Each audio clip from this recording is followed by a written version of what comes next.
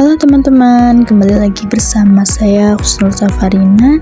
Jadi di sini kita akan membahas mengenai sistem reproduksi manusia. Apa sih itu sistem reproduksi pada manusia? Yuk kita simak.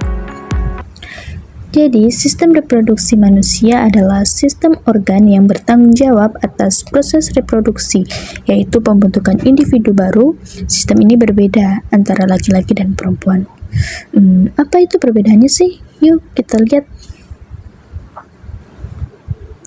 Jadi, organ reproduksi pada laki-laki.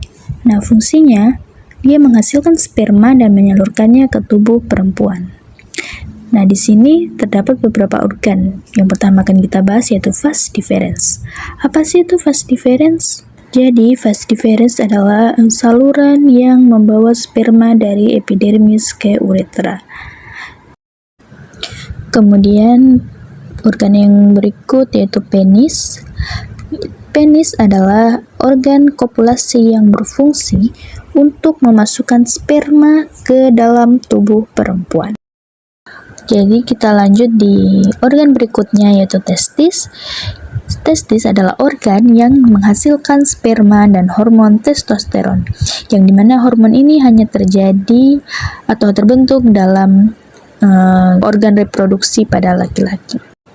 Oke, kita lanjut di organ berikutnya yaitu kelenjar aksesori.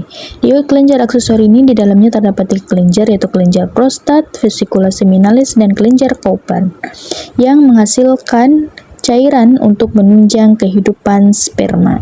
Kita lanjut di organ yang terakhir yaitu epididymis.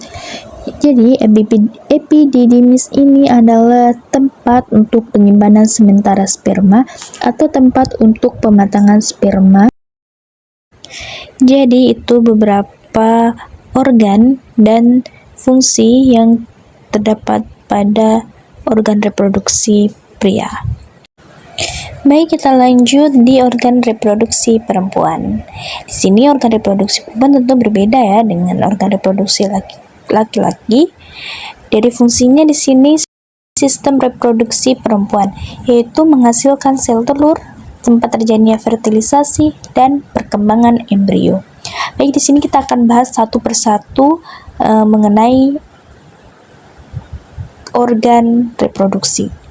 Yang pertama yaitu ovarium. Ovarium yaitu menghasilkan sel telur dan hormon estrogen dan progesteron. Kemudian tuba fallopi yaitu saluran yang menghubungkan ovarium dan uterus atau tempat terjadinya fertilisasi. Kemudian uterus yaitu organ yang berfungsi sebagai tempat berkembangnya janin. Kemudian kita lanjut di vagina. Vagina yaitu saluran penghubung uterus dengan dunia luar dan juga berfungsi sebagai saluran lahir pada bayi. Kemudian serviks yang berfungsi sebagai saluran jalan keluarnya bayi saat melakukan persalinan. Jadi itu tadi penjelasan mengenai sistem reproduksi baik dari alat reproduksi laki-laki dan juga sistem reproduksi pada perempuan. Kemudian kita akan melanjutkan mengenai proses reproduksi. Jadi proses reproduksi dimulai dengan pembuahan atau fertilisasi, yaitu peleburan antara sperma dan sel telur. Yang mana zigot hasil pembuahan akan berkembang menjadi embrio dan kemudian menjadi janin di dalam uterus. Jadi, itu tadi penjelasan mengenai proses reproduksi pada manusia. Kemudian kita masuk di pembahasan berikutnya yaitu pubertas. Pubertas, apa sih itu pubertas? Baik, di sini kita akan bahas mengenai pubertas. Pubertas adalah masa peralihan dari anak-anak menjadi dewasa. Nah, pada masa ini pubertas Terjadi perubahan fisik dan psikologis akibat peningkatan hormon seks. Kemudian di sini dapat dilihat perubahan yang terjadi pada laki-laki dan perempuan. Yang pertama di sini pada laki-laki yaitu di tumbuh jakun, tumbuh rambut di wajah dan tubuh, suara membesar, mengalami mimpi basah. Kemudian pada perempuan, payudara membesar, menstruasi, tumbuh rambut di kemaluan dan ketiak, pinggul melebar. Oke, kita lanjut di kesehatan pada reproduksi. Nah, menjaga kesehatan reproduksi sangat penting untuk mencegah berbagai penyakit. Ada beberapa cara untuk menjaga kesehatan reproduksi, antara lain: yang pertama, menjaga kebersihan organ reproduksi. Kedua, memilih pasangan hidup yang setia.